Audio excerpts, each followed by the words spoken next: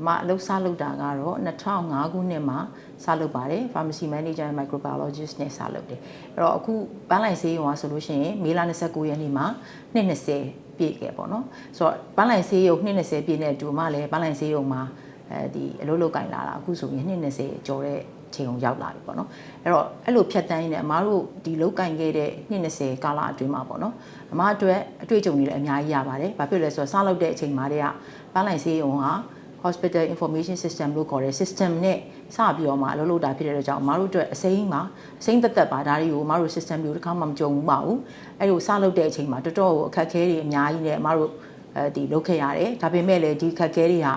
ကိုယ့်ရဲ့ team မှာရှိတဲ့လူတွေရဲ့ပေါ့နော်ပံ့ပိုးမှုတွေ supporting တွေပေးမှုတွေနဲ့အမားတို့အောင်မြင်စွာနဲ့ပဲအမားတို့အဲ့ဒီအခက်အခဲတွေကိုအမားတို့ဖြတ်ကျော်ခဲ့ပါတယ်ထို့အတူပဲ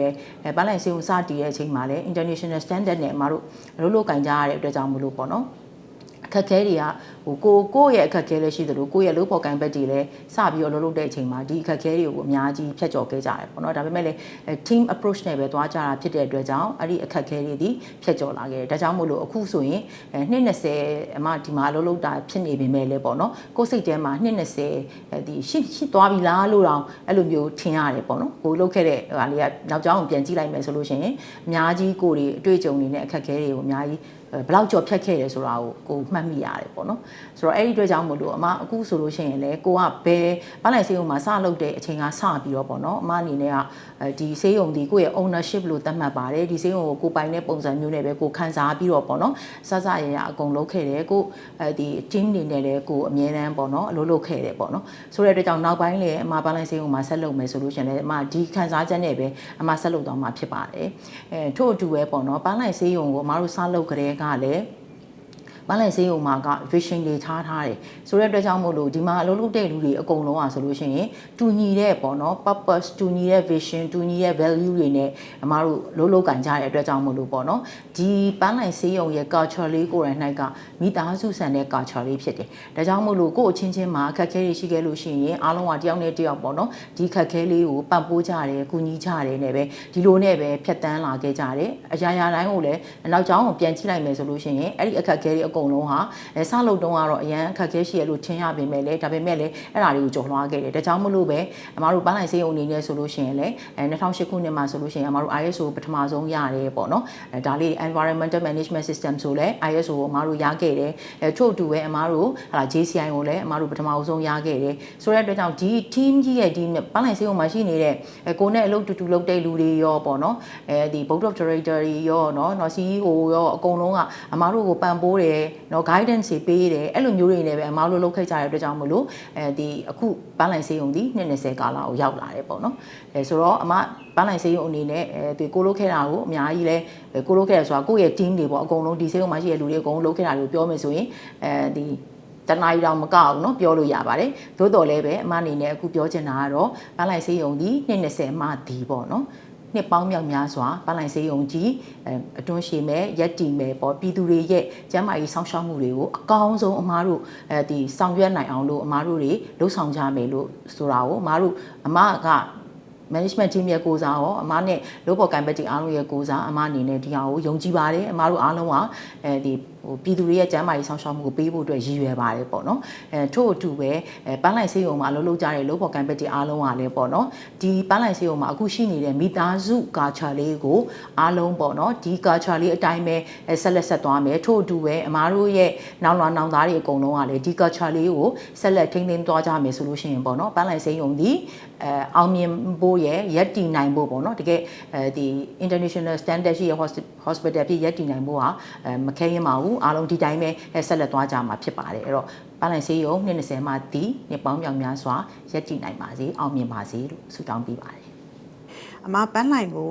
2006ခုနှစ်ဖေဖော်ဝါရီ6ရက်နေ့မှာ join ခဲ့ပါတယ်အဲ့ဒီစ join တဲ့အချိန်တော့ပန်းလိုက်အနေနဲ့တစ်နှစ်သားအရွယ်ရှိပြီပေါ့နော်အဲ့ရစပြီးတော့ပန်းလိုက်မိသားစုဝင်များနဲ့အမတို့ပန်းလိုက်ရဲ့အခက်ခဲများစွာပေါ့နော်ကြော်ဖြတ်တဲ့နေရာမှာအမတို့မိသားစုဝင်တို့အနေနဲ့ကြော်ဖြတ်ခဲ့ပါတယ်ယခုအချိန်မှာတော့ပန်းလိုက်ဟာအနှစ်20တင်းပြည့်ခဲ့ပြီဖြစ်ပါတယ်ပြည့်ခဲ့သလိုပန်းလိုက်ကလည်းဆေးရုံတရုံနဲ့မဟုတ်တော့ပါဘူးအခုချိန်မှာတော့အမတို့ကမန်လေးတို့တောင်ကြီးတို့မှာလည်းပန်းလိုက်ဆေးရုံအခွဲတွေရှိနေသလိုအမတို့ medical တာဝါ2ခုနဲ့clinic ပေါ့နော် primary care clinic 4ခုနဲ့အောင်မြင်စွာပန်းလိုက်ရာရပ်တည်နိုင်ခဲ့ပါတယ်အဲ့တော့ပန်းလိုက်မိသားစုဝင်တူဖြစ်ရအတွက်လည်းအများကြီးကုန်ယူပါတယ်နောက်ဒီအနှစ်20အတွင်းမှာအမတို့ကအခက်ခဲများကိုကြော်ဖြတ်ခဲ့တယ်လို့အောင်မြင်မှုအသီးပွင့်တွေကိုလည်းပန်းလိုက်မိသားစုနဲ့အတူတကွခံစားခဲ့ကြည်နူးခဲ့ရပါတယ်ဒီအတွက်လည်းရှေ့လျှောက်ပန်းလိုက်ဆေးရုံကြီးပို့ပြီးတော့အောင်မြင်ပါစေလို့လည်းနှစ်ကာဆူတောင်းပေးပါတယ်အမအနေနဲ့လည်းအခုလက်ရှိအနေထားတာဝန်ထမ်းဆောင်နေတဲ့စီမှာပန်းလိုက်မိသားစုတွေကိုမိသားစုဝင်ဆေးရုံများအားလုံးကိုလိုအပ်တဲ့ဘက်ကအမြဲတမ်း support လုပ်သွားမှာလို့လည်းအမကတိပြုပါတယ်အောင်မြင်မှုအပေါင်းနဲ့ပြည့်စုံပါစေလို့လည်းဆုတောင်းပေးပါတယ်ပန်းလိုက်ဆေးရုံက2005ခုနှစ်မှာစပြီးဖွင့်ခဲ့တယ်ပေါ့နော်အမတို့စပြီးဖွင့်တဲ့အချိန်မှာတော့အခက်အခဲတွေအများကြီးပဲရှိခဲ့တယ်ဒါပေမဲ့လည်းဒီပြည်သူလူထုကိုနိုင်ငံတကာအဆင့်မီဆေးရုံကြီးတစ်ခုဖြစ်စေခြင်းနဲ့စန္ဒနဲ့ရွယ်ချက်တစ်ခုတည်းနဲ့ပဲအမားတို့ဒီအခက်အခဲတွေကိုကြော်လွှားခဲ့ကြတယ်ပေါ့နော်အဲ့တော့အနှစ်20အခုပြည့်တဲ့အချိန်မှာတော့ပန်းလိုက်ဆေးရုံကတကယ်ကိုပြည်သူတွေအားထားရတဲ့နိုင်ငံတကာအဆင့်မီဆေးရုံတစ်ခုဖြစ်ခဲ့ပါပြီ။ပြီးမြန်မာနိုင်ငံမှာပထမဦးဆုံးနိုင်ငံတကာအသိမှတ်ပြု JCI accredited ဆေးရုံတစ်ခုဖြစ်ရပ်တည်နိုင်ခဲ့ပြီ။နောက်ပြီးတော့အမားတို့ဒီတိုးတက်တဲ့နည်းပညာတွေနောက်ဒီအချိန်ပြည့်ဆရာဝန်ကြီးတွေနဲ့ပြည်သူတွေအားထားရတဲ့ဆေးရုံကြီးတစ်ခုဖြစ်မြင်တဲ့အတွက်အများကြီးပဲဝမ်းမြောက်ကုန်မိပါတယ်။နောက်ဒီပန်းလိုက် journey တစ်လျှောက်မှာတအားပါဝင်ခွင့်ရခဲ့တဲ့အတွက်လည်း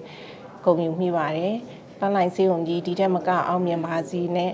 ဒီပြည်သူတွေအတွက်ဒီထက်ပိုမိုကောင်းမွန်တဲ့ဝန်ဆောင်မှုတွေကိုနောက်နှစ်ပေါင်းများစွာပြီးနိုင်ပါစေလို့ဆုတောင်းပေးပါတယ်။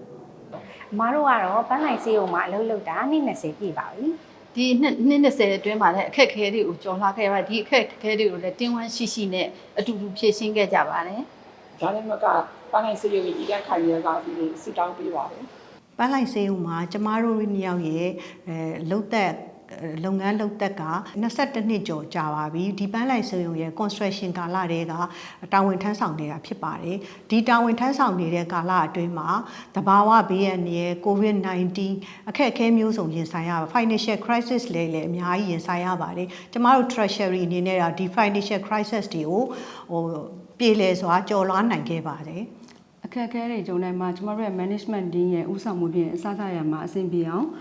ကျမတို့ကိုအမြဲတမ်းကူညီပေးခဲ့ပါတယ်ရှင်။ပန်းလိုက်ဆေးရုံကြီးရဲ့အနှစ်20ပြည့်မှသည်နောက်နှစ်များစွာတိုင်အောင်မြင်မှုများစွာပိုင်ဆိုင်နိုင်ပါလေလို့ဆုတောင်းပေးလိုက်ပါတယ်ရှင်။ပန်းလိုက်ဆေးရုံစဖွင့်တဲ့အချိန်ကစပြီးတော့နှစ်20တီနှစ်20တိုင်အောင် transformation တောက်လျှောက်မှာပူပေါင်းပါဝင်ဆောင်ရွက်ခွင့်ရတဲ့အတွက်အတိုင်းမသိဝမ်းသာဂုဏ်ယူမိပါတယ်။ရှေ့ဆက်ပြီးတော့လည်းဒီတက်မကဆက်လက်ဆောင်ရွက်ချင်ပါသေးတယ်။ပန်းလိုက်ဆေးရုံနှစ်20ပြည့်မွေးနေ့မှစပြီးတော့နောက်နှစ်ပေါင်းများစွာတိုင်အောင်ဒီတက်ကပုံမှုတိုးတက်အောင်မြင်ပါစေလို့ဆုတောင်းပေးပါတယ် Happy birthday ပန်းလိုက်ပန်းလိုက်ဆေးရုံကြီးက2025မေ29ရက်နေ့မှာ20ပြည့်တော့မှာဖြစ်ပါတယ်ရှင်ကျမတို့ပန်းလိုက်ဆေးရုံကြီးကပြည်သူပြည်သားများနဲ့အတူအခက်အခဲပေါင်းများစွာဒီလိုစူးစမ်းဆောင်ရွက်ခဲ့တာအခုဆိုရင်ပန်းလိုက်ဆေးရုံကြီးက20ကာလကိုရောက်ရှိခဲ့ပါတယ်ရှင်နောက်ကာလများမှာလည်းကျမရဲ့ဝန်ဆောင်မှုများကိုဒီထက်မကပုံမကောင်းမွန်သောဝန်ဆောင်မှုများပေးနိုင်မယ်လို့ယုံကြည်မှုပြည့်ရှိပါတယ်ပန်းလိုက်ဆေးရုံကြီးဒီထက်မကတိုးတက်အောင်မြင်ပါစေကျမတို့ရဲ့ပန်းလိုက်ဆေးရုံကြီးက2025မေလ29ရက်နေ့မှာ20ပြည့်တော့မယ်ဖြစ်ပါတယ်ဒီ20ကာလအတွင်းမှာမြန်မာပြည်သူပြည်သားတို့ရဲ့ကျမရေးဆောက်ရှောက်မှုကိုအကောင်းဆုံးပေးနိုင်တဲ့ဆေးရုံတွေအဖြစ်မရည်တည်ခဲ့ပါတယ်ဒီတက်နေပုံမတိုးတက်လာတဲ့ဒီပညာရေးစက်ပစ္စည်းတွေနဲ့ပြည်သူပြည်သားများရဲ့ကျမရေးကိုပုံမမြင့်တင်ပြီးဆောက်ရှောက်ပေးလက်ရှိပါတယ်ရှင်။နောက်ထပ်လည်းပြည်သူပြည်သားများ၏ကိုယ်စိတ်နှပါကျမချမ်းသာစွာရည်တည်နေရအတွက်အတ္တတရောနဲ့ပါဝင်ဆောင်ရွက်သွားပါလို့ကတိပေးပါတယ်ရှင်။ကျွန်တော်ဒီမလိုက်စီကံမှာစတဲ့ join တဲ့ဒေတာတော့25ရက်5လ2000မှာဖြစ်ပါတယ်